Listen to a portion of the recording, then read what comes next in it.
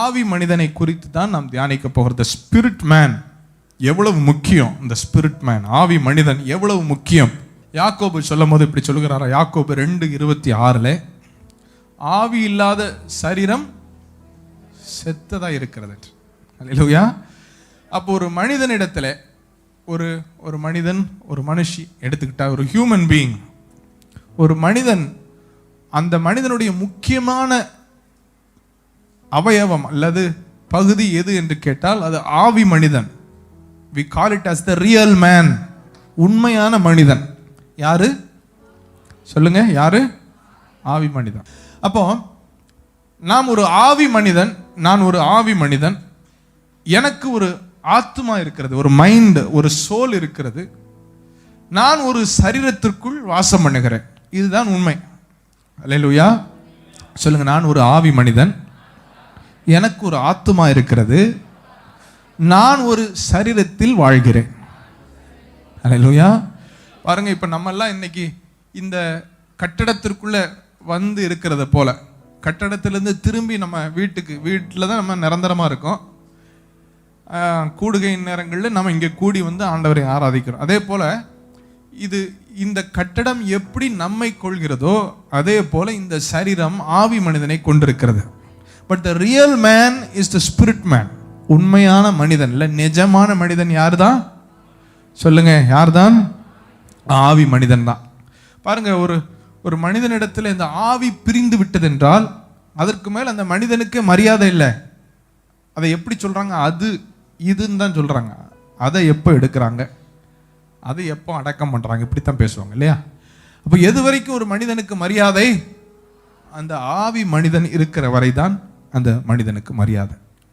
இந்த ஆவி மனிதன் தான் தேவனோடு உறவு கொள்ளும்படி நமக்கு கொடுக்கப்பட்ட முக்கியமான பகுதி. ஒரு மனிதனிடத்தில் the most important connecting point with God, the spirit, ஆவியான கர்த்தரோடு உறவு கொள்ள ஆவி மனிதன் கொடுக்கப்பட்டிருக்கிறான். அல்லேலூயா. இப்போ இந்த உறவு முறிக்கப்பட்ட எல்லாரும் இயேசுவை ஏற்றுக்கொள்ளும் பொழுது மறுபடியும் பிறக்கிறார்கள் என்றால் என்ன அர்த்தம்? அந்த ஒரு உணர்வு இல்லாத செத்துப்போன நிலைமையில் இருக்கிற ஆவி மனிதன் மீண்டும் தேவ ஆவினாலே உயிர்ப்பிக்கப்பட்டு தேவனோடு உறவு கொள்ளும்படி உணர்ச்சி பெறுகிறான். அதுதான் உயிர்ப்பிக்கப்படுகிறது, இல்லை மறுபடியும் பிறக்கிறது. இந்த ஆவி மனிதன் he is the strength of everybody. அந்த ஆவி மனிதன் தான் நம்முடைய சரீரத்திற்கு முக்கியமான ஒரு பங்கு. அவன் தான் முக்கியமான பங்கு. I will call him as the heart. பழைய ஏற்பாட்டில் பல பகுதிகளில் இருதயம் என்று சொல்லப்பட்டிருக்கிற பகுதியெல்லாம் நாம் வாசித்து பார்ப்போம் என்றால் சில இடங்களிலே அது ஆத்மாவை குறிக்கிறது, ஆனால் பல இடங்களிலே அது ஆவியைத்தான் குறிக்கிறது. ஹார்ட், இருதயம், உங்கள் இருதயம் எல்லா காவலோடும் உங்கள் இருதயத்தை காத்துக் கொள்ளுங்கள் என்றால் இந்த இருதயத்தை அல்ல, லப்டப்புன்னு துடிக்கிற அந்த இருதயத்தை எப்படி காப்பீங்க சொல்லுங்க? எப்படி காப்பாற்ற முடியும்? நம்மளா முடியாது. என்ன, கொஞ்சம் நம்மளால முயற்சி செய்து சாப்பாடு, எக்ஸசைஸ் அப்படி செய்யலாம், அது ஒரு பக்கம் இருக்கட்டும். ஆனால் வேதம் சொல்லுகிற, வேதம் சுட்டி காண்பிக்கிற இருதயம் என்பது it is the heart of a person or the important place of a person. important place, heart of the city என்று சொல்வார்கள். heart of the city னா அந்த ஊரின் மைய பகுதி இல்ல முக்கியமான பகுதி என்ற அர்த்தம். அதே போல இருதயம், ஹார்ட் என்று மீன் பண்ணுகிற எல்லா இடத்திலையும் ஆவி மனிதனை குறிக்கிறது. எதை குறிக்கிறது? ஆவி மனிதனை குறிக்கிறது. ஒரு ஆவி மனிதன் எவ்வளவு முக்கியம், how much important is a spirit man. நீதிமொழிகள் 18:14, நீதிமொழிகள் 18வது அதிகாரம் 14வது வசனம். மனுஷனுடைய ஆவி அவன் பலவீனத்தை தாங்கும், முறிந்த ஆவி யாரால் தாங்கக்கூடும்? என்ன அர்த்தம்? மனுஷனுடைய ஆவி அவன் பலவீனத்தை தாங்கும். The spirit of a man bears him up in iniquities or during sickness, but a broken spirit who can bear என்று எழுதியிருக்கிறது. என்ன அர்த்தம்? இந்த ஆவி பலனாக இருக்கும் என்றால், if your spirit is strong, ஆவிலே நாம் பலனாக இருப்போம் என்றால், இல்ல பலவான்களாக ஆவி மனிதனில் இருப்போம் என்றால், பலவீனங்கள் மத்தியிலே சவால்கள் மத்தியிலே, உபத்திரவங்கள் மத்தியிலே, பிரச்சனைகள் மத்தியிலே நம்மை தாங்குகிற ஒரு பகுதியாக இந்த ஆவி மனிதன் இருப்பான். ஏன்? அந்த ஆவி மனிதன் வழியாகத்தான் தேவனுடைய வல்லமை, தேவனுடைய வழி நடத்துதல், தேவனுடைய கிருபையை நாம் அனுபவிக்க முடியும். That's the connecting point with God. தேவனோடு உறவு கொள்கிற இடம் இதுதான் ஆவி மனிதன். அப்போ இந்த சரீரம் சவால்களை சந்திக்கும் பொழுது, நம்ம ஆத்துமா எண்ணங்கள் மூலமாக சவால்களை சந்திக்கும் பொழுது, த்ரூ இனிக்விட்டிஸ் ஆர் நம்முடைய சவால்கள் மத்தியிலே, பலவீனங்கள் மத்தியிலே நம்மை தாங்கக்கூடிய ஒரு முக்கியமான பகுதி எதுன்னு கேட்டால் ஆவி மனிதன். அல்லேலூயா சொல்லுங்க, ஆவி மனிதன். ஆனால் வேதம் எப்படி சொல்லுது? முறிந்த ஆவி யாரால் தாங்கக்கூடும்?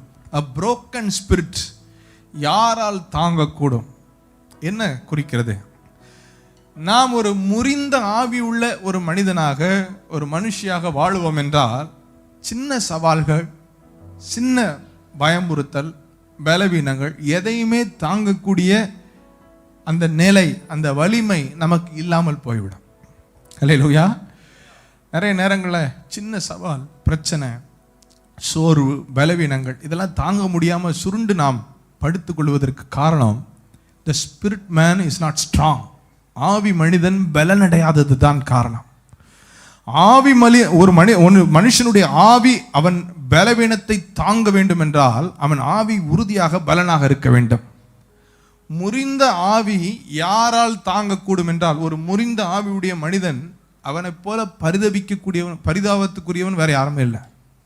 A man with a broken spirit, with a broken, முறிந்த ஆவியுடைய மனிதன், அவனை மாதிரி ஒரு பரிதாபத்துக்குரிய ஆளே கிடையாது. நான் சொன்னேன், நாம் இதை கற்றுக்கொள்கிறோம், நீங்கள் இதை புரிந்து உங்கள் இருதய பலகையில் எழுதி வைத்துக் கொள்ளுங்கள். இதெல்லாம் முக்கியமான சத்தியங்கள், நமக்கு தெரிந்து நாம் தேர்ச்சி பெற வேண்டிய, இல்லை ஸ்திரப்பட வேண்டிய முக்கியமான சத்தியங்கள். அப்போ ஒரு ஆவி மனிதன் தான் he is the main important person, முக்கியமான ஒரு பர்சன். ஒரு வாகனத்தை வாங்கினா இந்த வாகனத்தில் கூடு முக்கியம்தான், அந்த வாகனத்தில் உள்ள சீட்டு முக்கியம்தான், ஏசி முக்கியம்தான். ஆனால் எல்லாத்தையும் விட முக்கியம் என்னது? என்ஜின் ரொம்ப முக்கியம். அல்லேலூயா. அந்த என்ஜின் இருந்தால் தான் அந்த வாகனத்தையே இயக்க முடியும். அது பயன்பெறும். எதுக்காவது இங்கே இருந்து அங்கே போய் ஏசி இல்லாமல் கூட இருந்துடலாம். சீட் இல்லாமல் ஓட்டுறதை பார்த்துருக்கீங்களா? ஆமாம். சிலர்லாம் புது கம்பெனி அந்த கூடு கட்டுறதுக்கே சேலம் பக்கத்துலலாம், நாமக்கல் பக்கத்துலலாம் இந்த லாரியை கூடு கட்டுறதுக்கு கொண்டு போவாங்க. அதிலலாம் சீட்லாம் இருக்காது. சீட் இல்லாமல் இருக்கலாம், ஏசி இல்லாமல் இருக்கலாம், ஆனால் என்ஜின் இல்லாமல் வண்டியை பயன்படுத்தவே முடியாது. அப்போ அதே போல் the important part of the heart of a person is the spirit man. ஆவி மனிதன் தான் நம்முடைய நம்மில் ரொம்ப முக்கியமான பகுதி ஆவி மனிதன் தான். இப்போ ஆண்டவர் ஒரு கண்ணாடியை பயன்படுத்துகிறார். அது எப்படிப்பட்ட கண்ணாடி? அதை நமக்கே அணிந்து நம்மை பார்க்க ஆண்டவர் நமக்கு ஒரு வாய்ப்பை கொடுப்பார் என்றால், நம்மில் பலர் சரீர பிரகாரமாக நல்லா வளர்ந்துருக்கிறோம். we have grown very strong, we have grown very tall, we have grown very hefty. நம்ம உயரமாக வளர்ந்துருக்கிறோம், நல்லா இடதுபுறமும் வலதுபுறமும் இடம் கொண்டு பெருகி இருக்கிறோம். இப்படி நல்ல வளர்ச்சியெல்லாம் சரீர பிரகாரமாக இருக்கு. சிலருக்கு சரீர பிரகாரமான வளர்ச்சி இருக்கு, மைண்டும் நல்லா அறிவு, உலக அறிவை பேசி ஜெயிக்க முடியாது, அவங்களுக்கு மிச்சமாக நமக்கு ஒன்றுமே தெரியாது. ஆனால் அந்த ஆவி மனிதன் ரொம்ப ஒரு வளர்ச்சி அடையாத ஒரு டாஃப் ஸ்டேட்டில், இல்லை ஒரு மராஸ்மஸ் என்ற ஒரு வியாதி சொல்லுவாங்க. எவ்வளோ அவங்களுக்கு சாப்பிட்டது ஜீரணமாகாமல் ஆளை பார்த்தீங்கன்னா அந்த சொமாலியாவில் இருப்பாங்க தெரியுமா? சொமாலியா தெரியுமா? சிலர் சிரிக்கிறத பார்த்தா என்னைய பார்த்தாலா சொமாலியாவில் உள்ள மாதிரி தான் தெரியுது. சொமாலியாவில் உள்ள மாதிரி இருப்பாங்க. சொமாலியாவில் உள்ள ஆட்கள் பார்த்தீங்கன்னா சாப்பாடு இல்லாமல் பஞ்சத்தில் அவங்க மாம்சத்தையே திங்கிற அளவுக்கு பசி பட்டினியில் வாழ்ந்தனால அங்கே உள்ள பிள்ளைகளெல்லாம் பார்த்தா இந்த யூனிசெஃப்லாம் அந்த நாட்டை தத்தெடுக்கும். யுனைடெட் நேஷன்ஸ் அந்த பிள்ளைகளுக்கு உண்டான அந்த நாட்டெல்லாம் தத்தெடுக்கும். ஏன்னு கேட்டால் அங்கே அந்த பிள்ளைகளுக்கு இந்த எலும்பெல்லாம் எண்ணிடலாம், அந்த அளவுக்கு எலும்பும் தோலுமாக தான் இருக்கும். நம்மில் பலரை ஆண்டவர் தருகிற அந்த கண்ணாடியிலே நாம் காண்போம் என்றால், சரீர பிரகாரமாக நாம் வளர்ந்திருப்போம், நம்ம அறிவில் வளர்ந்துருப்போம், ஆனால் ஆவி மனிதனிலே சொமாலியாவில் உள்ள அந்த ஆளை போல, இல்லை வளர்ச்சி அடையாத டுவாஃபை போல, we have not grown, we have been very very weak, stunted growth, வளர்ச்சியே இல்லாத ஒரு நிலைமை. நம்ம கவனம், நம்முடைய எண்ணம், ஏக்கம், எதிர்பார்ப்பு எல்லாவற்றையும் இந்த உலகமும் பிசாசும் தந்திரமாக திருப்பிட்டு, எப்படின்னு கேட்டா அதில் வளரணும், இதில் வளரணும், தோற்றத்தில் வளரணும், பொருளாதாரத்தில் வளரணும், பேரில் வளரணும், புகழில் வளரணும், அதில் வளரணும், இதில் வளரணும், எல்லாத்துலேயும் வளரு. ஆனால் முக்கியம், ஆவியில வளராதபடிக்கு நம் மனக்கண்களை குருடாக்கி வைத்து விட்டது. அல்லேலூயா. ஆண்டவர் நம்மோடு பேச விரும்புகிறார். அல்லேலூயா. God is very very interested and keen in the spiritual growth. ஆவியிலே நாம் வளர்கிறோம் என்பதுதான் தேவனுக்கு ரொம்ப ரொம்ப முக்கியம், ரொம்ப அவசியம். இந்த ஆவியிலே வளர்ச்சியை எப்படி நாம் புரிந்து கொள்வது, எப்படி நாம் அறிந்து கொள்வது? பாருங்க, இப்படி எடுத்துக்கலாம். இப்போ ஒரு நல்ல வாட்ட சாட்டமான ஒரு ஆளாக இருந்தால், இப்போ நம்ம முதலமைச்சர் ஒரு 20 கிலோ தங்க நாணயங்கள் ஒரு பை நிறைய கொடுக்குறாரு. தங்க நாணயங்களை கொடுத்தா நம்ம என்ன செய்வோம்? வாட்ட சாட்டமாக இருந்தால், நல்லா பாடி பில்டராக இருந்தால் 20 கிலோ தூக்கிட்டு வந்துடலாம் இல்லையா? கொஞ்சம் பரிதாபமாக இருந்தால் 10 கிலோ இப்போ கொண்டு போகிறோம், 10 கிலோ அப்புறம் வந்து எடுத்துக்கிறோம்னு சொல்லுவோம். ரொம்ப பரிதாபமாக இருந்தால் 5 கிலோ மட்டும் தான் தூக்க முடியும் இல்லையா? இப்போ ஒரு 20 கிலோ தங்கத்தே இல்லை, 20 கிலோ வைரத்தை கொடுத்தா கூட அதை சுமக்கக்கூடிய வலிமை நம்ம உடல்ல இருக்கணும். ஆமாவா இல்லையா? இப்போ உங்கள் பெண் குழந்தைய, உங்கள் பெண் பிள்ளைகளை கூட்டிகிட்டு போகிறீங்க ஒரு இடத்துக்கு. திடீர்னு பொல்லாத பசங்க குடிச்சிட்டு சண்டை போட வர்றாங்க. நீங்கள் ஒரு ஆம்பளையாக இருந்தால் அவங்கள தடுக்கிற வலிமை உங்கள் உடம்புல இருக்கணும் இல்லையா? அப்போ தான் நம்ம தடுக்க முடியும். இல்லைன்னா கைப்பிடிச்சு கூட்டிகிட்டு ஓடத்தான் செய்யணும். To resist or to receive you need strength. அப்படி தானே? Even to receive you need strength.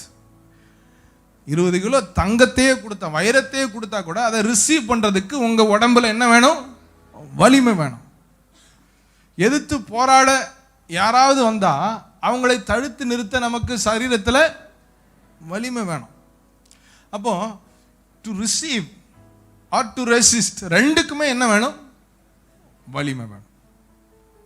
இது எப்படியோ அதே போலத்தான் ஆண்டவரிடத்திலிருந்து ஆசீர்வாதத்தை பெற்றுக்கொள்ளவோ இல்லை இந்த தீ ஆவிகளை எதிர்க்கவோ ரெண்டுக்குமே நம்ம ஆவி மனிதனிலே வலிமை வேண்டும், பலன் வேண்டும்.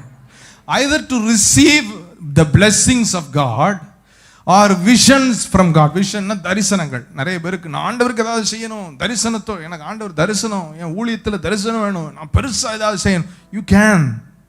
பட் ஆண்டவருடைய எதிர்பார்ப்பு to receive, even to receive my vision, தரிசனத்தை பெறவோ, or to receive my provision, blessing, ஆசீர்வாதங்களை பெறவோ, நான் தந்தா சுமக்கிறதுக்கு உனக்கு ஆவியில என்ன வேணும்?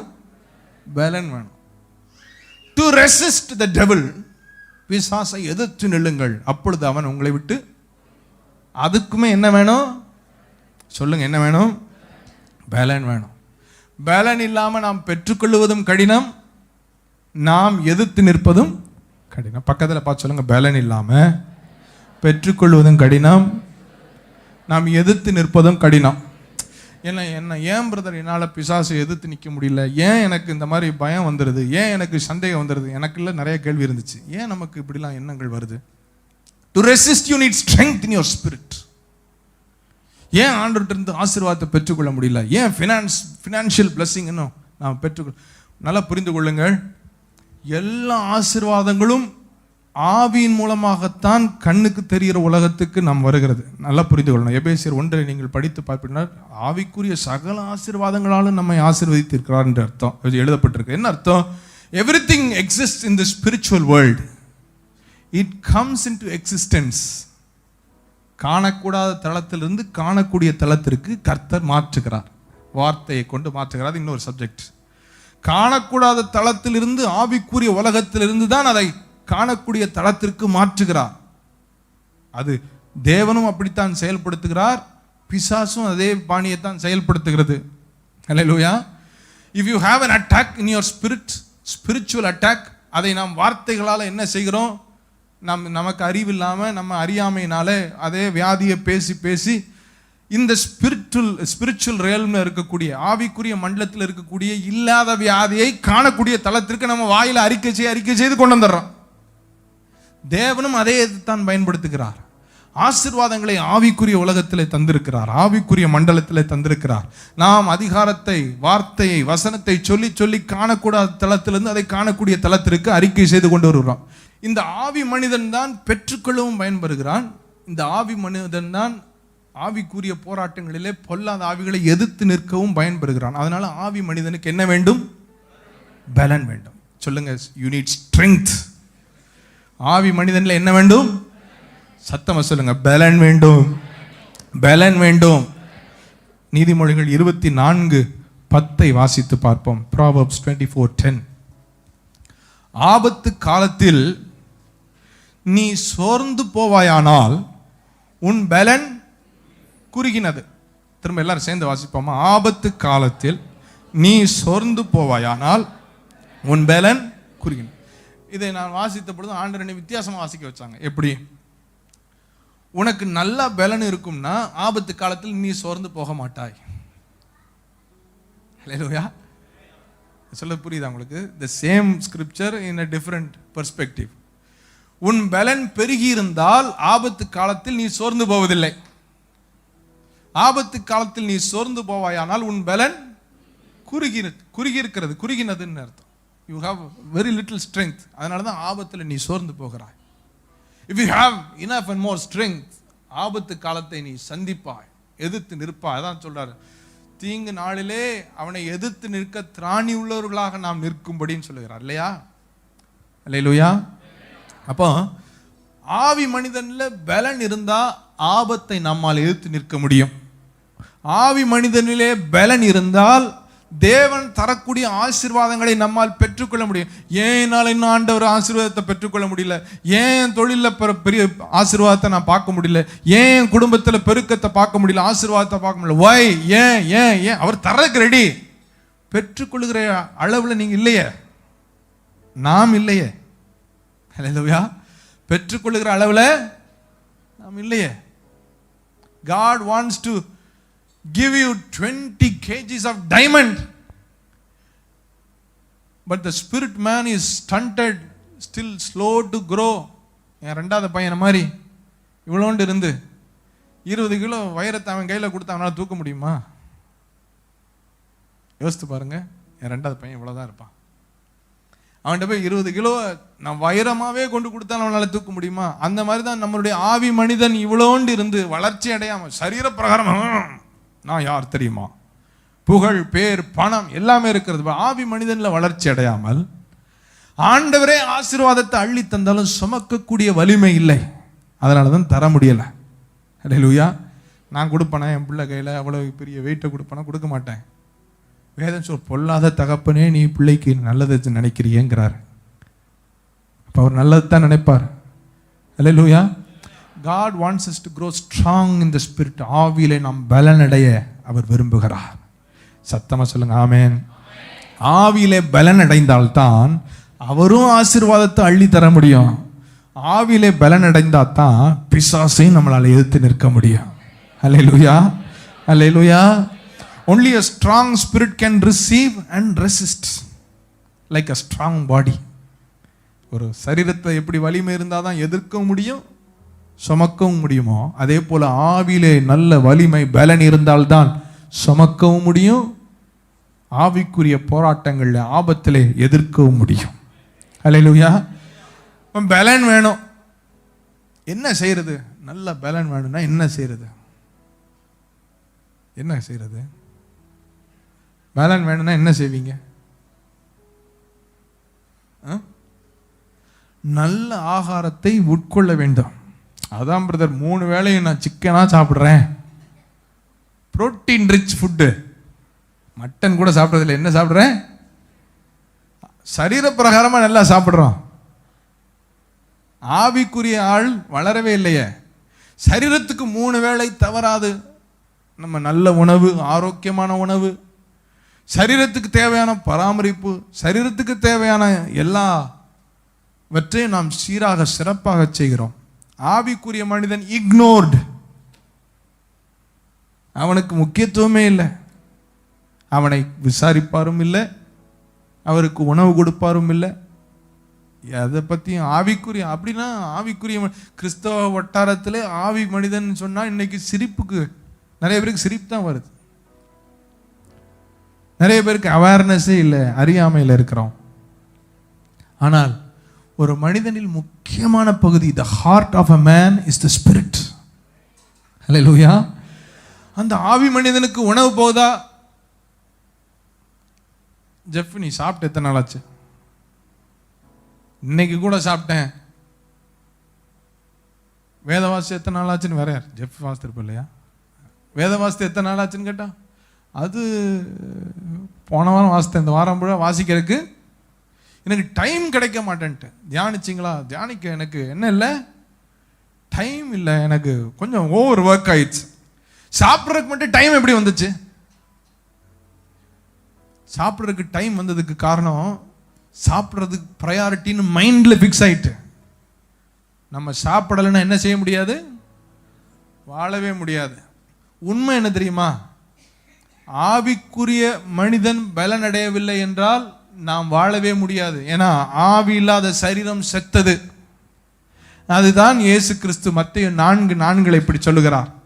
அவர் பிரதியுத்தரமாக, மனுஷன் அப்பத்தினால் மாத்திரமல்ல, தேவனுடைய வாயிலிருந்து புறப்படுகிற ஒவ்வொரு வார்த்தையினாலும் பிழைப்பான் என்று எழுதியிருக்கிறது என்றார். By every word that proceeds from his mouth.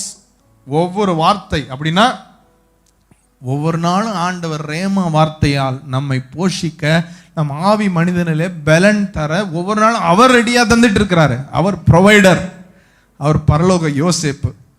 அல்லேலூயா. அவர் பஞ்ச காலத்தில் கூட நமக்கு தருகிறதற்கு எல்லா விதத்திலையும் ப்ரொவிஷன் உண்டு பண்ணி வைத்திருக்கிறார். எவ்வளோ அழகா பாருங்க. கொரோனா டைம் 2 வருஷம் எல்லா சர்ச்சையும் லாக் பண்ணியிருந்தாங்க. வார்த்தைக்கு தடை இருந்துச்சா? வார்த்தைக்கு நான் ஒரு வாசலை திறந்தார். ஹல்லேலூயா. ஆச்சரியம்னா ஆச்சரியம். முத நம்ம அப்போ லைவ்லே போகலை. அது வரைக்கும் நம்மகிட்ட கேமராவுக்கு ரொம்ப முக்கியத்துவம் கூட கொடுக்க மாட்டோம், சும்மா எடுத்து வச்சுருப்போம். முறையாக 1க்கு 2 கேமரா வாங்கி லைவ் போய் 1 வாரத்தில் சர்ச்செல்லாம் லாக்டவுன் சொன்னாங்க. ஆனால் பாருங்க, பஞ்ச காலத்திலும் திருப்தி ஆக்குகிற யோசேப்பாக அவர் தடையில்லாமல் எல்லாவற்றையும் சீராக சிறப்பாக செய்தார். கையை தட்டுறோம், சரி, அவர் ஏன் கொடுத்தாரு? ஆவி மனிதனிலே நாம் அதை உட்கொள்ள வேண்டும் என்று. அப்பத்தினால மாத்திரம் என் பிள்ளைங்க பிழைக்க முடியாது, என் வாயிலிருந்து புறப்படுகிற ஒவ்வொரு வார்த்தையினால தான் பிழைக்க முடியும்னு சொல்லி அந்த வார்த்தையை எப்படியாவது கொண்டு சேர்க்க வேண்டும் என்று ஒரு தூதனை போல நமக்கு இதெல்லாம் ஏற்படுத்தி தந்தா. உண்மையா சொல்லுங்க, போன ஞாயிற்றுக்கிழமை செய்தியை எத்தனை பேர் கேட்டீங்க? உண்மையா சொல்லுங்க. ஆண்டவர் பார்க்காங்க, நான் பார்க்கல. எதற்காக ஆண்டவர் அதை அனுப்பினார்? அவர் வார்த்தையை அனுப்பி ஆத்மாவிலே பலன் தந்து நம்மை தைரியப்படுத்தும்படி வார்த்தையை அனுப்புகிறார். ஞாயிற்றுக்கிழமை உண்மை. இப்போ ஒரு கேள்வி கேட்பேன், நீங்கள் கையை தூக்கி சொல்லணும். எத்தனை பேர் போன ஞாயிற்றுக்கிழமை 2 வேளையாவது கறி சாப்பிட்டீங்க? நீங்கள் கையை தூக்க வேண்டாம், உங்கள் சிரிப்பை காமிச்சு கொடுத்துருச்சு எனக்கு. தவறாமல் இந்த சரீரத்திற்கு நல்ல உணவு கொடுக்கணும்னு நினைக்கிற நாம அந்த முக்கியமான ஆவி மனிதனை ஏன் புறக்கணிக்கிறோம்? நம்ம அறியாமையினால. அந்த ஆவி மனிதன் தான் ஒரு ஒரு ஒரு மனிதனுக்கு முக்கியமான அங்கமே. the most important heart of a person is that spirit man. That's why Jesus said you cannot just live by bread alone. அப்பத்தினால் மாத்திரமல்ல என்று சொன்னார். இந்த உலகம் அப்பம் போதும்ன்றுச்சு, அது போதும். எது போதும்? சாப்பாடு போதும். சர்ச்சுக்கு ஏன் வந்தீங்க? என் பிரயாசத்தை கர்த்தர் ஆசீர்வதிக்கணும். ஏன் வந்தீங்க? அப்போதான் கொஞ்சமாவது சேவிங்ஸ் வரும். ஏன் வந்தீங்க? அப்போதான் ரிட்டையர்மெண்ட் காலத்தில் கூட ஜம்முன்னு உட்காந்து சாப்பிடலாம். எதை உண்போம், எதை உடுப்போம். ஆமாம், இதை குறித்து நீ கவலைப்பட வேண்டாம். இதை குறித்து உனக்காக அவர் கவலைப்பட்டு கொண்டிருக்கிறார். நீ செய்ய வேண்டியதெல்லாம் அவர் தருகிற அந்த வார்த்தை அப்பத்தினால் மாத்திரமல்ல, அவர் வாயிலிருந்து புறப்படுகிற வார்த்தை தான். நல்லா புரிஞ்சுக்கிறணும். only the word can reach your spirit. அந்த ஆவி மனிதனுக்கு ஒரே ஒரு ஆகாரம் இருக்கும் என்றால் அது அவருடைய வார்த்தை மாத்திரம்தான். ஹல்லேலூயா. அந்த ஆவி மனிதனிலே நீங்கள் வளர வேண்டும் என்றால் அதற்கு ஒரே ஒரு வழி, only the word of God. அவருடைய வார்த்தையை தவிர வேற எதுவுமே வளர்க்காது. அது சரியான உணவு என்றால் சரியான doctrinal words you need to listen. எதையாவது கேட்பேன், எல்லாத்தையுமே கேட்பேன். எனக்கு பிடிச்சவங்க, இவங்களை பார்த்தா ரொம்ப பரிசுத்தமாக இருக்குது, இவங்களை பார்த்தா கொஞ்சம் பரிசுத்தமாக இருக்குது, இவங்களை பார்த்தா பரிதாபமாக இருக்குது. நோ, ஆண்டவர் உங்களை யாரை காண்பித்து எந்த இடத்துல எந்த வார்த்தையை கேட்கும்படி உட்கார செய்திருக்கிறாரோ, discipline yourself to sit under that anointing and receive that word. அதைத்தான் கேட்பேன். ஆண்டவர் நீங்க வச்சிருக்கிறாரு, நீங்க பேசி நான் கேட்கணுமா? என்ன இங்கே வச்சிருக்காரு, உங்களை அங்கே வச்சிருக்காரு, என்ன செய்யறது? ஹல்லேலூயா. ஆனால் பேசுகிறது அது நம்ம பாடணும் இல்லையா? மீனின் வாயிலே காசு வந்ததே, கழுதையின் வாயிலே பேச்சு வந்தது. பீலையாம்கிட்ட கழுதையை கொண்டு பேசினார்.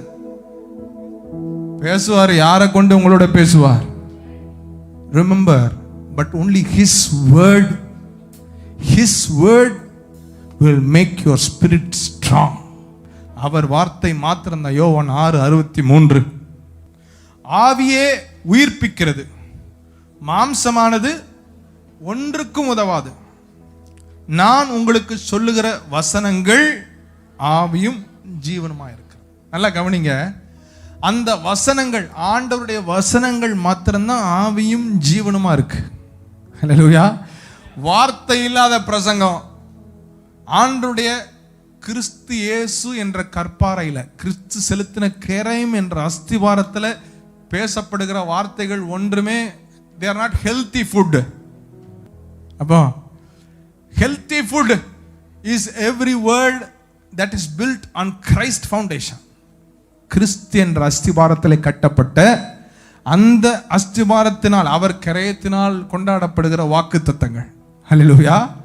அதனால் நாம் பெற்றிருக்கிற அந்த மேன்மையான இடம். ரைட், கவனிங்க. இந்த அவருடைய வசனங்கள் மாத்திரம்தான் ஆவியும் ஜீவனமாக இருக்கிறது. மிச்ச ஆறுதல் செய்தி கேட்டாலும் சரி, அறிவுபூர்வமான செய்தி கேட்டாலும் சரி, அது உங்க அறிவுக்கு தான் போகுமே தவிர ஆவி மனிதர் ரீச்சே பண்ணாது. It will not even reach your spirit. Hallelujah. It will not reach the heart. நீங்க இப்போ உங்களுக்கு புரியுற மாதிரி சொல்றேன். இப்போ மேம்பாலத்தில் தூத்துக்குடிக்கு வெளியே இருக்கிற மேம்பாலத்தில் ஒரு 1/4 லிட்டர் பெட்ரோலோட நீங்க கிளம்புறீங்க. உங்களை பார்த்து சொல்றாரு, நீங்க போட்டிருக்கிற பெட்ரோலுக்கு நீங்க தூத்துக்குடியோட ஹார்ட்டை ரீச் பண்ண மாட்டீங்க அப்படின்னு சொன்னா என்ன அர்த்தம்? உங்க பெட்ரோல் உங்களை அவ்வளவு தூரம் கொண்டு போய். அதே போலதான் ஆண்டவர் வார்த்தை இல்லாத எல்லாமே ஆவி மனிதனை சென்று அடையற வலிமை இல்லாத வார்த்தைகள். அது ஆறுதல் வார்த்தையா இருக்கட்டும், அது அறிவுக்கு கூர்மையான வார்த்தையா இருக்கட்டும், இல்லைன்னா ஞானம் நிறைந்த வார்த்தைகளா இருக்கட்டும். Everything is according to the English Bible, it's called as ungodly wisdom, ungodly words. Hallelujah. Tamil துன்மார்க்கருடைய ஆலோசனைன்னு சொல்லியிருக்கு. பட் ஆங்கில வேதாகமத்தை வாசிப்பீங்கன்னா ungodly, the counsel of the ungodly என்று. அப்போ ஒன்றே ஒன்று தான் உங்க ஆவி மனிதனுக்கு போய் சேரும், அது ஆண்டவருடைய வசனம். ஏன்? அவருடைய வசனம் ஆவியும். நான் 5 நிமிஷத்தில் முடிச்சிடறேன், நல்லா கவனிங்க. இப்போ ஆவி மனிதன்ல நாம் பலன் அடையணும். எத்தனை பேர் கையை உயர்த்த அல்லேலூயா சொல்லுங்களேன். அப்போ ஆண்டவருடைய வசனம் தான் நமக்கு உணவு. அல்லேலூயா. அவருடைய வசனம் தான் நமக்கு உணவு. அந்த வசனத்தை, அந்த வார்த்தையை உட்கொள்ள தான் ஆவி மனிதனிலே நாம் பலனடையவே முடியும். அல்லேலூயா. அந்த ஆவி மனிதனிலே பலனடைந்தாதான் அந்த ஆவி மனிதன் பலவீனங்கள், ஆபத்து காலம், சவால்கள் மத்தியிலே நம்மை தாங்கும். அதைத்தான் நாம் ஆரம்பித்தோம். ஆபத்து காலத்தில் நீ சோராமல் நிற்க வேண்டும் என்றால் உன் பலன் பெருகி இருக்க வேண்டும். எங்க? மனுஷனுடைய ஆவி அவன் பலவீனத்தில் அவனை தாங்கும். நீதிமொழிகள் 18:14. மனுஷனுடைய ஆவி அவன் பலவீனத்தில் அவனை தாங்கும். முறிந்த ஆவி யாரால் தாங்கக்கூடும்? முறிந்த ஆவி முறிந்த ஆவியுடைய மனிதனை தாங்க வேண்டும் என்றால் அது கர்த்தரால தான் முடியும். அவ்வளவு சோர்வான சவாலான ஒரு சூழ்நிலை. It is real brokenness. It is real brokenness. ரொம்ப பரிதாபமான ஒரு நிலைமை. அது கர்த்தர் தான் தாங்க முடியும். அல்லேலூயா. ஆமா, அப்படிப்பட்ட ஒரு நிலைமையில நாம் இருப்போம் என்றால் சவால்களை சந்திக்க முடியாது, பலவீனங்களை தாங்க முடியாது, எதிர்ப்புகளை தாங்க முடியாது. அப்போ முறிந்த ஆவிக்கு காரணம் என்ன? அதை நம்ம ஏற்கனவே படிச்சிருக்கோம் முந்திய. என்ன காரணம்? நீதிமொழிகள் 15:13 சொல்லி இருக்கிறது பாருங்க. மனோ துக்கத்தினாலே ஆவி முறிந்து. எப்ப பாரு துக்க செய்தியே கேட்டுட்டு இருந்தோம்னா, எப்ப பாரு துக்க நியூஸ், இன்னைக்கு என்ன ஆயிருக்கு, அங்க என்ன ஆயிருக்கு, இங்க என்ன ஆயிருக்கு. அந்த சிலர்லாம் இன்னைக்கு விவரம் தெரியாம பண்றோம். இந்த இந்த அதுவும் எனக்கு கொஞ்சம் டாக்டர் ஃப்ரெண்ட்ஸ் இருக்காங்க, நேரம் ஓடிருச்சு. டாக்டர் ஃப்ரெண்ட்ஸ் இருக்காங்க, அவங்க எல்லாம் போடுவாங்க, புதுசா ஒரு வைரஸ் வந்துட்டு இருக்கு, புதுசா ஒரு வியாதி வந்திருக்கு. See, if you market lies, if you market sickness, you can reach, but you are marketing something very destructive. வித்தியாசமான நியூஸ் போட்டா எல்லாருமே பார்ப்பாங்க, ஸ்டேட்டஸை பார்ப்பாங்க, அதை பார்ப்பாங்க, இதை பார்ப்பாங்க, but you are marketing something very destructive. You are doing, you are a channel of the Satan. அப்படின்னா நீங்கள் தவறான ஃபேஸ்புக்கில், இன்ஸ்டாகிராமில், வாட்ஸ்அப்பில் வித்தியாசமாக ஏதாவது போடணுன்ற பேரில் கொலை செய்தி, அவங்க கழுத்து அறுத்துட்டாங்க, இங்கே இத்தனை பேர் செத்துட்டாங்க, அவங்களுக்கு இதெல்லாம் துக்க செய்தி, துர்ச்செய்தி. அதை பரப்ப ஆண்டவர் உங்களை அழைக்கவில்லை, நற்செய்தியை பரப்பும்படி ஆண்டவர் உங்களை அழைத்திருக்கிறார். If you can speak something good, if you can make somebody's soul prosper, do it or stop or shut up. நிறுத்தி போடுங்க. துர்ச்செய்தியை பரப்ப ஒரு சாத்தானுடைய தூதுவனா நம்ம செயல்படவே கூடாது. எதையாவது ஒரு துர்ச்செய்தியை போட்டு வித்தியாசமா போட்டேன், நிறைய பேர் ஸ்டேட்டஸை பார்த்துட்டாங்க, யார் பார்த்தா என்ன, பார்க்கலன்னா என்ன. நற்செய்தியை பரப்பக்கூடிய அற்புதமான ஆரோக்கியமான வாக்குத்தத்தங்களை போடுங்க. நீ கைவிடப்பட்டு போயிடுவான்னு சொல்றது நற்செய்தியா? துர்ச்செய்தி. அப்படிலாம் போடாதீங்க. அவர் எவரையும் மேன்மைப்படுத்தும், பலப்படுத்தும். அவராலே உலக பாவங்களை சுமந்து தீர்க்கிற தேவ ஆட்டுக்குட்டி. நற்செய்தியை போடுங்க. இட் சம்படி, யாராவது அவ்வளவுதான் நினைக்கிறவங்க எழும்பட்டும். அல்லேலூயா. முடிஞ்சு போச்சுன்னு நினைக்கிற சூழ்நிலையில நம்பிக்கை பிறக்கட்டும். அதற்கு தேவனால் பயன்படுத்தப்படுகிற ஒரு தூதனாக இருங்கள். மனோ துக்கத்தை உண்டு பண்ணுகிற சூழ்நிலைகளை தவிர்த்துருங்க. If something is hurting you again and again, just keep away. Somebody is hurting you again, keep away. ஏதாவது ஒரு செய்தியை பார்த்தா மனசுக்கு ஒரு மாதிரி இருக்கா, அதை பார்க்காதீங்க. எனக்கு ஃபேஸ்புக்கை திறந்தாலே அப்படித்தான் இருக்கு, திறக்காதீங்க. எனக்கு இன்ஸ்டாகிராமை திறந்தாலே அப்படித்தான் இருக்கு, திறக்காதீங்க. செய்தியை பார்த்தா, டிவியை பார்த்தா அது அப்படித்தானே இருக்கு. எல்லாமே all bad news, wrong news. Corona டைம்ல என்னைக்காவது எந்த செய்திக்காரனாவது 22 கோடி பேர் சுகமாக இருக்கிறார்கள்னு போட்டானா? இல்லை. என்ன போட்டான்? 2000 பேர் பாதிக்கப்பட்டிருக்கிறார்கள். 22 கோடி பேர் சுகமா இருந்தாங்கல்ல, 100 கோடி பேர் பத்திரமா இருந்தாங்கல்ல. நற்செய்தியை பிசாசு பரப்ப விடாது, துர்ச்செய்தி தான் பரப்ப விடும். ஆனா துர்ச்செய்தி ஆவியை, மனோ துக்கம் ஆவியை. we need our spirit man. அதுதான் நமக்கு முக்கியம். பக்கத்துல யாரையா பார்த்து சொல்லுங்க, எனக்கு என் ஆவி முக்கியம். இப்படி கை நீட்டி சொல்லுங்க, உனக்கு உன் ஆவி முக்கியம். உனக்கு முக்கியம், எனக்கு முக்கியம். அல்லேலூயா. உனக்கு உன் ஆவி முக்கியம். அப்ப அதுக்கு என்ன செய்யணும்? துர்ச்செய்தியை கேட்கறதை நிறுத்திட்டு நற்செய்தியை கேளுங்க. அல்லேலூயா. ஆண்டவருடைய வார்த்தை தான் நற்செய்தி. இந்த உலகத்தில் ஒரு நற்செய்தி இருக்கும் என்றால் சிறப்பான சுவையான நற்செய்தி என் ஆண்டவருடைய வார்த்தை தான். அல்லேலூயா. நல்லா கையை தட்டி அவருக்கு மகிமை செலுத்துங்க. give him glory, give him glory, give him glory. அதான் நீதிமொழி 4:23 சொல்லிட்டார், எல்லா காவலோடும் இருதயத்தை காத்துக்கொள். அல்லேலூயா. என்ன இருதயம்னா எதுதான்? the spirit man. அதை காத்துக்கொள். ஏன்? அதனிடத்திலிருந்து ஜீவ ஊற்று புறப்படும். The forces of life are from your spirit. The forces of life, உன்னை பெருக பண்ணுகிற அந்த ஊற்று, உன்னை ஆசீர்வதிக்கிற ஊற்று, உனக்கு சுகம் தருகிற ஊற்று, உனக்கு சமாதானத்தை சந்தோஷத்தை தருகிற ஊற்று is in your spirit man. நீ அதை காத்துக்கொள். மன துக்கத்துக்கு இடம் கொடுக்காத, ஆவி முறியறதுக்கு இடம் கொடுக்காத. சரி, அதுல நான் கவனமா இருக்கேன், ஒரு பக்கம் கவனமா இருந்தா பத்தாது, இன்னொரு பக்கம் வளர்றதுக்கு தேவையான கவனமும் முக்கியம். வளர்றதுக்கு சாப்பாடு கொடுங்க. Give him the word, give your spirit man the word of God. உங்கள் ஆவி மனிதனுக்கு வேளைக்கு எதை கொடுங்க? எதை கொடுங்க சொல்லுங்க? எதை கொடுங்க? ஒரு வார்த்தையை கொடுத்துருங்க. அவர் வார்த்தை தான் உங்கள் ஆவி மனிதனிலே பலனை தரும். அல்லேலூயா. ஆமாம், ஒருவேளை நீங்கள் திரும்பி பார்த்தால் போன வாரமெல்லாம் நான் சரியாகவே சாப்பிடலை, ஆண்டவருடைய வார்த்தை என்று உங்களுக்குள்ள ஒரு தயக்கம் இருக்கும் என்றால், ஒரு குற்ற உணர்வு இருக்கும் என்றால், குற்ற உணர்விலே வாழ நம்மை ஆண்டவர் அழைக்கலை. இப்போ உங்களை எழும்பிக்கோ விழிச்சுக்கோ அப்படின்னு சொல்லி ஆண்டவர் அழைக்கிறார். என்ன அர்த்தம்? இன்னையிலிருந்து சாப்பிட ஆரம்பின்னு சொல்றார். அல்லேலூயா. இன்னையிலிருந்து திறந்து சரியான வார்த்தையை உட்கொள்ளு. ஆண்டவருடைய வார்த்தையை உட்கொள்ளு. Start growing in your spirit man. Never too late, never too late. அவ்வளவுதான், முடிஞ்சு போச்சு. இல்லை, இப்போ திறங்க. இன்னையிலிருந்து சாப்பிட ஆரம்பிங்க. வேதத்தில் தியானமாயிருந்து இரவும் பகலும், அதிலே வேதத்திலே பிரியமாயிருந்து இரவும் பகலும் தியானமா இருக்கிற ஆவி மனுஷன் ஆபத்து காலத்தில் நிற்பாய். ஹல்லேலூயா.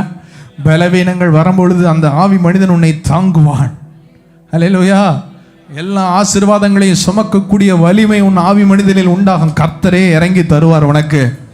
என்னடா இவ்வளவு நாள் நம்ம இதுதானே செஞ்சோம், நம்ம எவ்வளவு உழைச்சோம், எவ்வளவு மண்டை உடைச்சோம், நம்ம பெருக்கம் பார்க்கவே இல்லையே. அதான் ஆண்டவர் சொன்னாரு, தேவையானது ஒன்று, நீ அதை விட்டுட்டிய. பாதத்தில் உட்கார்ந்து வார்த்தையை சாப்பிட ஆரம்பி, உனக்கு பலன் வரும். மிச்சம் எல்லாத்தையும் நான் உனக்கு கொண்டு வந்து கொடுப்பேன்ட்டார். ஹல்லேலூயா. ஆமா, மிச்சம் எல்லாமே உங்களுக்கு கீழே வந்துடும். அவர் கொண்டு கொடுப்பா. ஐயோன்னு நீங்கள் யோசிப்பீங்க, இவ்வளோ நாள் நம்ம கோட்டை விட்டுட்டோமே, இனியாவது நம்ம சாப்பிடுவோம்னு. நான் சொல்கிறேன், இன்னையிலிருந்து உங்கள் ஆவி மனிதனிலே கவனம் செலுத்துங்கள். உங்கள் ஆவி மனிதனுக்கு வேளைக்கு ஆண்டவருடைய வார்த்தையை கொடுத்து, அந்த வார்த்தை, அதுக்காக நிறைய வாசிக்கிட்டே போகாதீங்க. சிலருக்கு அது வேற. நான் இத்தனை அதிகாரம் வாசித்தேன் தெரியுமா? நான் போன வாரம் மாத்திரம் 5 புக்கு முடிச்சிட்டேன். அது 5 புக்கு எப்படிலாம் முடிச்சிருக்கேன்னு தெரியுமா? அதெல்லாம் முக்கியம் இல்லை. உங்கள் ஆவியிலே பலன் அடைகிற அளவுக்கு நீங்கள் சாப்பிட்டீங்களா? தேவையானதை சாப்பிட்டீங்க. Over eating is not good to health. Hallelujah. Don't eat too much, don't eat something. Eat healthy food, eat something which is good. அதனால ஓவர் ஈட்டிங்னா அதுக்காக நிறைய வாசிக்காதீங்கன்னு நான் சொல்லலை, நிறைய தியானிங்கன்னு நான் சொல்கிறேன். நான் சொல்ல புரியுதா? வேதம் அப்படி தான் சொல்லுது. வேதத்திலே பிரியமார்ந்து இரவும் பகலும் வேதத்தை வாசிக்கிற மனிதன் பாக்கியவான்னு போடலை. பிரியமாயிருந்து இரவும் பகலும் அதில் வாசித்ததை தியானியுங்கள், உணவாக மாற்றுங்கள். நிறைய சாப்பிட்டு எதையுமே சவைக்கலைன்னா உங்களுக்கு பலனே இருக்காது. there will be no assimilation. Hallelujah. Eat nicely, chew nicely, digest the food, grow strong. Hallelujah. பக்கத்தில் யாரையா பார்த்து சொல்லுங்க, நல்லா சாப்பிடுங்க, இனிமையாவது ஒழுங்கா சாப்பிடுங்க. இனிமையாவது, நான் சொல்றது உங்களுக்கு புரியுது இல்ல? ஹல்லேலூயா. ஆமா, ஆரோக்கியமான உணவை நீங்க சாப்பிடுவீர்கள் என்றால் உங்கள் ஆவி மனிதன் பலன் அடைவான். ஹல்லேலூயா. ஆவி மனிதன் பலன் அடைந்தால் நான் சொல்றேன், கர்த்தர் பெரிய பெரிய ஆசீர்வாதங்களை உங்களுக்கு சுமப்பீங்க. பாருங்க, இடம் கொள்ளாமல் போகிற ஆசீர்வாதங்களை நீங்கள் சுமப்பீர்கள். ஹல்லேலூயா. இடம் கொள்ளாமல் போகிற ஆசீர்வாதங்களை சுமப்பீர்கள். அந்த பொல்லாத சாத்தானை எதிர்ப்பீர்கள். எப்படி நம்மளால முடியுது? பலன் வந்தா தானா எல்லாம் நடக்கும். ஹல்லேலூயா. நீங்க பாத்துறீங்களா, இந்த ஜிம்முக்கு போய் ரொம்ப பலன் அடைஞ்சவங்க எதையாவது செஞ்சு காமிப்பாங்க பலனை. அந்த ஸ்ட்ரென்த், அந்த எனர்ஜி எதையாவது செய்ய வைக்கும். சொல்ல புரியுதா உங்களுக்கு? எதையாவது செய்ய வைக்கும். இதை தூக்க வைக்கும், அதை தூக்க வைக்கிறதுனால பார்த்தாலே தெரிஞ்சுக்கலாம், ஆர்ம்ஸ்லாம் பைசப்ஸ்லாம் பில்ட் ஆகிருக்குன்னு தெரியும். அதே போல் இந்த வார்த்தையினால உங்கள் ஆவி மனிதனில் பலன் வந்துச்சுன்னா அந்த பலன் எதையாவது செய்ய வைக்கும். உங்களை எதிர்த்து நிற்பீர்கள். ஹல்லேலூயா. எல்லைக்கு வெளியே நீங்கள் துரத்துவீர்கள். எத்தனை பேர் நம்புறீங்க? கையை தட்டி ஆண்டவருக்கு மகிமை செலுத்துங்க. உம் சமூகம் கூடியிருந்து உம் சத்தியத்தை உணவாக்கினே. உம் சமூகம் கூடியிருந்து உம் சத்தியத்தை உணவாக்கினே. உம் வசனம் தியானம் செய்து உம் வார்த்தையால் வாழ்கிறே. உம் வசனம் தியானம் செய்து உம் வார்த்தையால் வாழ்கிறே. எங்கள் வாழ்வே வழியே உம்மை வாழ்த்துகிறோ, உம்மை வணங்குகிறோ. எங்கள் வாழ்வே வழியே உம்மை வாழ்த்துகிறோ, உம்மை வாழ்வே வாழ்வே வழியே உம்மை வாழ்வே எங்கள் வழியே உம்மை வாழ்த்துகிறோ, உம்மை வணங்குகிறோ. நம்பத்தக்க தகப்பனே நாங்கள் உம்மைத்தானே நம்பியுள்ளோ. நம்பத்தக்க தகப்பனே நாங்கள் உம்மைத்தானே நம்பியுள்ளோ. உம்மைத்தானே உம்மைத்தானே நம்பியுள்ளோ. எங்கள் நம்பத்தக்கவரே, நம்பத்தக்க தகப்பனே, ஓஹோ உம்மைத்தானே நம்பியுள்ளோ. எங்கள் நம்பத்தக்க தகப்பனே, வாழ்வே வாழ்வே ஓஹோ வழியே உம்மை கதலரமகதுரபா வாழ்வே ஓஹோ வழியே வாழ்த்துகிறோம். வாழ்வே எங்கள் வாழ்வே எங்களை வாழ வைப்பவரே, வாழ்வு தரும் வசனங்கள் உம்மிடத்தில் இருக்கிறது. ஓ வாழ்வே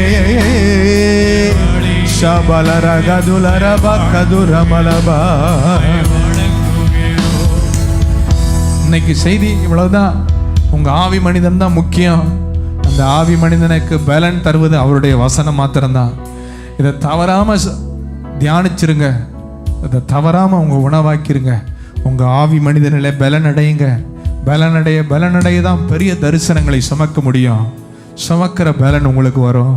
பலனடைய பெரிய ஆசீர்வாதங்களை சுமக்க முடியும். பலனடைய தான் பொல்லாத சத்ரு எதிர்க்க உங்களுக்கு பலன் உண்டாகும். The spirit man, the real man, focus on him. இந்த உலகம் அதை ரொம்ப இக்னோர் பண்ண வச்சிருச்சு, தந்திரமான உலகம். இயேசு சொன்னார், வார்த்தை இல்லாமல் உன்னால் வாழ முடியாது. மனுஷன் அப்பத்தினால மாத்திரமல்ல, அவருடைய வாயிலிருந்து புறப்படுகிற வார்த்தையினால தான் பிழைக்க முடியும். வாழ்வு தரும் வசனம் அவரிடத்தில் இருக்கிறதா. பேதுரு சொன்னார், நீ போக மனசா இருக்கியான்னு கேட்டப்போ சொன்னார், எங்கே போக, உங்கள் வாயில தானே வாழ்வு தரும் வசனம் இருக்கிறதுன்னு. எத்தனை பேர் இனிமே ஸ்பிரிட் மேனில் கவனம் வைக்க போகிறேன்னு சொல்கிறவங்க, என் ஆவி மனிதனுக்கு நான் முக்கியத்துவம் கொடுக்க போகிறேன். கொஞ்சம் பேர் தான் இருக்கீங்களா? ஆண்டவர் பேசியிருக்காங்க இன்னைக்கு. எத்தனை பேர் சொல்லுவீங்க, வசனத்தை உணவாக்க போகிறேன், இனி தியானிக்க போகிறேன். கடைசி ஒரு விஷயம் அர்ப்பணித்து, உம் சமூகம் கூடியிருந்து சத்தியத்தை உணவாக்கினேன். சொல்லுங்க, உம் சமூகம் கூடியிருந்து உம் சத்தியத்தை உணவாக்கினே. வசனம் தியானம் செய்து உம் வார்த்தையால் வாழ்கிறே. வசனம் தியானம் செய்து உம் வார்த்தையால் வாழ்கிறேன். கரம் உயர்த்தி அவரை வாழ்வே வழியே வாழ்த்துகிறோ, உம்மை வணங் வாழ்வே வாழ்வே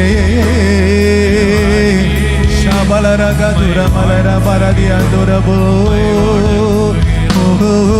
வாழ்வே இயேசையா.